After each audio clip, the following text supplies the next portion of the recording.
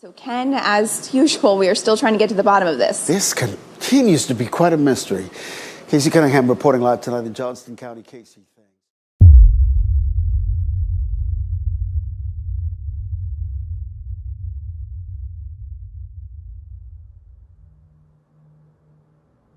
The Irish Whale and Dolphin Group is investigating what it describes as the unusual beaching of 3 dead whales off the west coast. The latest whale washed ashore on a beach in County Sligo.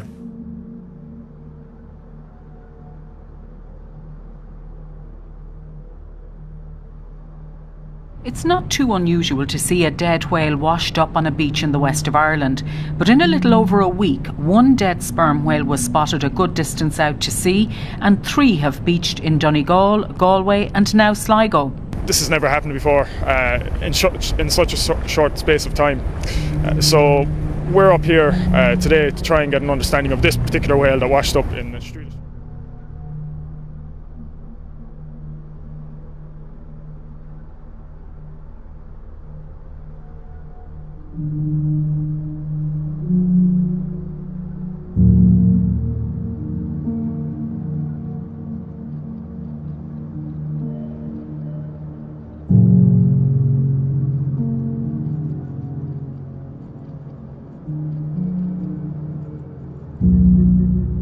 The whale is about 12 metres long and believed to be female, which in itself is unusual. Typically we have males up this far north in the Atlantic. Females tend to hang around in warmer waters at lower latitudes, down around the likes of the Azores and Madeira off Portugal. So if we do have females around here, then it could be a change in the water. An examination of one of the whale's stomachs showed no evidence of any plastic having been ingested, but there's no time now to examine the other 3 stomachs.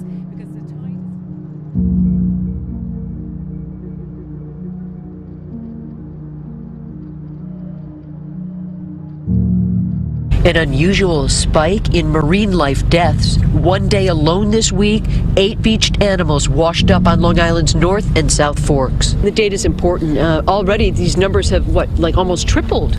Yeah, it looks like we're 3 times what our numbers were for this time last year. So we're at 63 animals that we have responded to that have washed up dead on our beaches.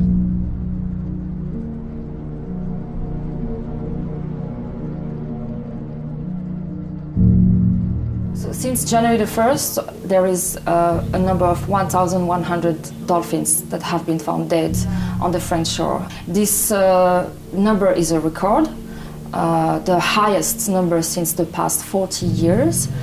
But we've seen an increase in this bycatch for the past 3 years. And right now it's such an alarming rate that the scientists estimate that it can drive the dolphin population to extinction. Scientists wanting some answers tonight after 2 whales huge whales wash up on the same shoreline. This pair marked the 2nd and 3rd dead gray whales found in the bay in the past 2 years. There is a growing worry among biologists that this is a marker, a sign of the environment in Alaska changing and endangering the whales. It has to be a concern for us. I think it has to be an early warning that perhaps something's changing drastically in their habitat in the north, in the Arctic waters, that they're not getting enough food. A dead whale washed ashore on a Malibu beach, and it is getting a whole lot of attention. People soaking up sun and surfers riding waves, surprised at what they saw. I'm an England boy, so you don't often get these things in the UK. I've never really seen it that close. I'm glad people are seeing it. It washed up around 3 o'clock this morning and didn't take long for curious beachgoers to pull out cell phones, snapping pictures of a dead whale, giving off a strong odor. A dead gray whale was found washed up along an East Bay shoreline this morning. Spectators gathered along the shore in San Pablo Bay in Rodeo. It's created quite a stir here in town because in Rodeo, they don't often see whales. A young gray whale. The cause of his death at the moment is unknown. And floating just a few feet offshore, it is easy to see.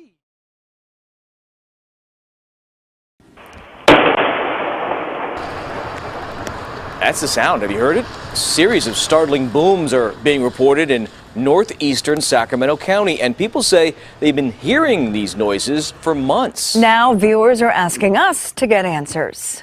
The tranquility of this Fair Oaks neighborhood is being shattered by some mysterious nighttime noises. It's instantaneous. It doesn't last long. Homeowners being startled by loud booms in the late evening hours. It's like a sharp popping sound, like pop. The noises are loud enough to set off car alarms and wake people from their sleep. You know, rattles the windows. For nearly a year, we reported on loud booms in the city of Girard. Today, a loud explosion was reported in Liberty. So far, though, the explosion remains a mystery.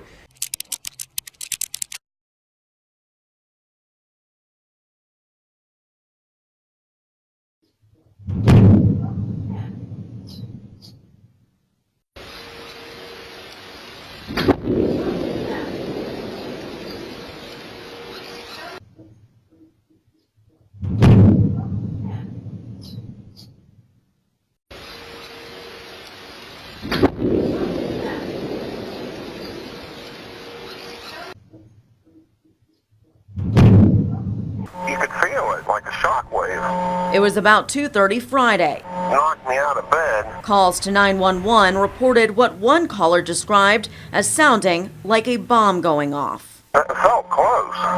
Felt really close.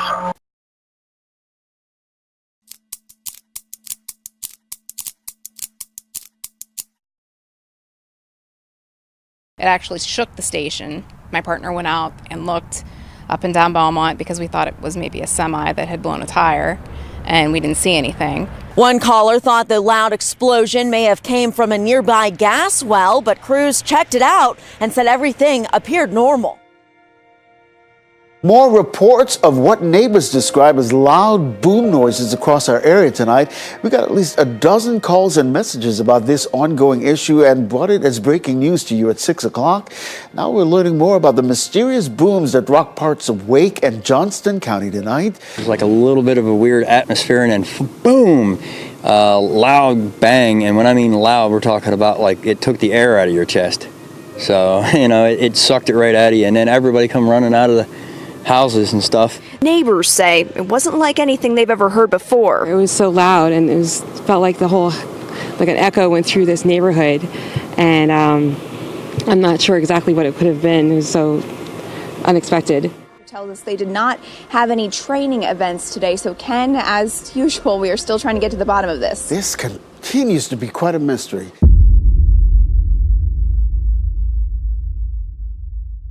Now, a look at the mounting toll taken by the ongoing flooding across the Midwestern United States. Nebraska's governor characterizing the destruction as unbelievable. Look at this highway cracked in half, and this is what's left of the Spencer Dam after being destroyed by the roaring water. Record-high rivers turned small Midwest towns into islands. In Nebraska, floodwater rendered roads and entire highway routes impassable. For farmers across Nebraska and Iowa, the record floods have been especially devastating, with many losing much of their livestock and last year's harvest. But it's not next year that forecasters are concerned about, but the coming weeks. The flooding is expected to become worse, more widespread and record-breaking. In fact, the U.S.'s National Oceanic and Atmospheric Administration is warning that nearly two-thirds of the mainland USA faces an elevated risk of flooding until May. 200 million people are at risk of flooding in their communities, with some 13 million people potentially experiencing major unprecedented flooding. Rain and significant snowmelt fueled this disaster, the worst the region has seen in decades. Minnesota, Wisconsin, Iowa, and Illinois also hit hard. In Nebraska, the damage to the state's livestock sector alone is projected to be $400 million. On Thursday, the U.S. National Oceanic and Atmospheric Administration, or NOAA, released a report forecasting a potentially unprecedented flood season in the current year. But scientists also say this is the latest manifestation of a changing climate. Some researchers say, as with the rest of the world, large areas of the U.S. may soon become uninhabitable as a result of the changing climate, and not just coastal regions, but areas deep inland. Iranian pictures of the floods show the extent of the damage. Cars washed away, roads blocked, trees submerged, and water waist deep. The floods hit during Iran's New Year holidays, and that means that many aid workers are away from home, slowing response efforts. Iran's energy minister has blamed climate change for the unprecedented floods. The amount of precipitation is unprecedented. For until last year, Iran was suffering from decades of drought. Drastic weather changes. Various provinces have been devastated by more than 2 weeks of near constant rain, affecting tens of thousands of people. Scale of destruction is unbelievable. So far, 25,000 homes have been destroyed, and these figures could increase. Floods have affected at least 23 of the country's 31 provinces since heavy downpours began on March 19. The disaster has taken the lives of dozens of people, destroying over at least 25,000 homes around the country. And while those who have survived try to save what's left of their belongings, more storms are forecast in the coming days. It has been years since California has experienced a major earthquake. And that has experts wondering, when will this quake drought end? Living in California, it's a topic that Caltech faculty member Michael Minuti is used to talking about. I find it pretty fascinating. Yeah, new research suggests that California may be in an earthquake drought, but experts are saying this calm period will end, but the big question is when. In a study released today, author Glenn Biasi says California is experiencing seismic silence. The next century seems like it needs to be busier. It could be 6 earthquakes or even more. There's no earthquakes in this record.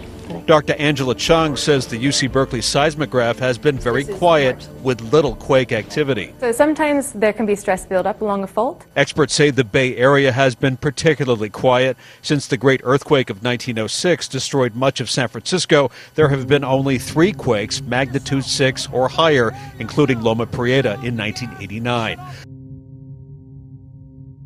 If you've ever tried stargazing in Boston, it's likely the stars you think you're seeing may just be lights from a plane flying into Logan. That's because light pollution obscures the wonders of the sky. Now, a bill on Beacon Hill argues that it's bad for more than just astronomy. It's called the Dark Sky Bill.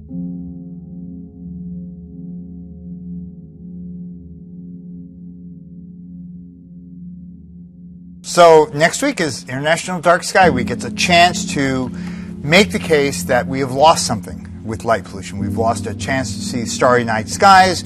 We have wasting energy. We are affecting our environment, not just humans, but also animals and nocturnal beings.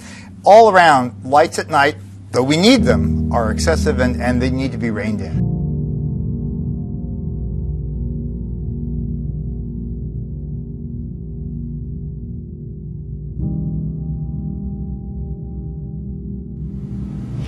Jeff, it's one of those days that those of us who live here in Southern California, is that kind of shared memory, that shared experience. So let's begin with a question. Do you remember where you were at 4:30 in the morning on January 17th, 1994?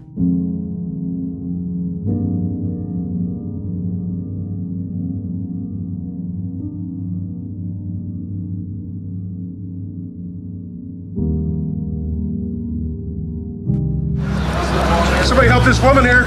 Does this jog your memory? Or how about this?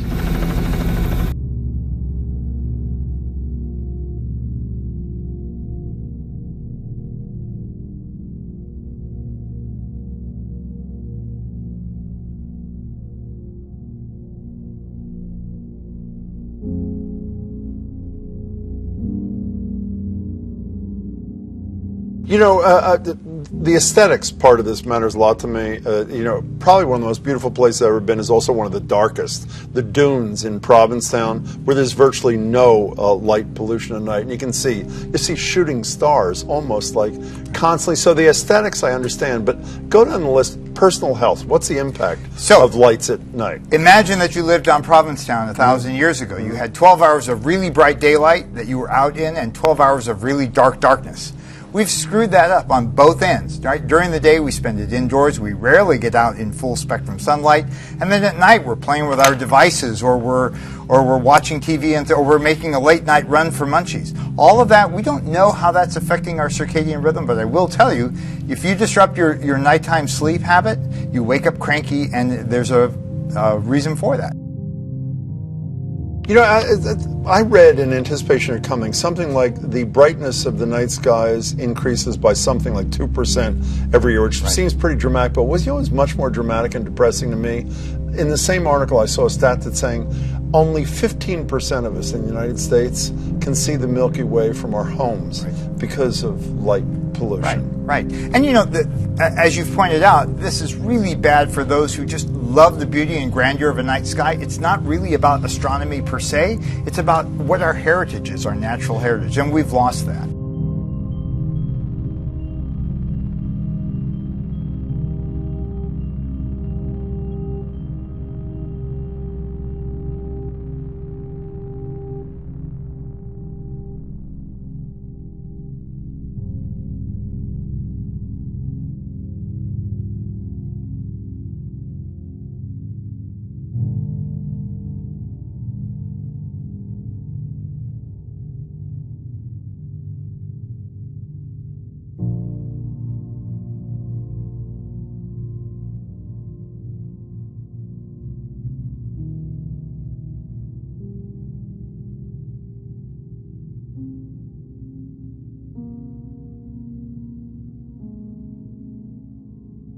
The problem is light pollution, the urban glow that obscures all but the moon and a few bright stars and planets. Is there a way of measuring how fast we're essentially losing darkness in the country? Yeah, unfortunately, we've done a lot of research on this.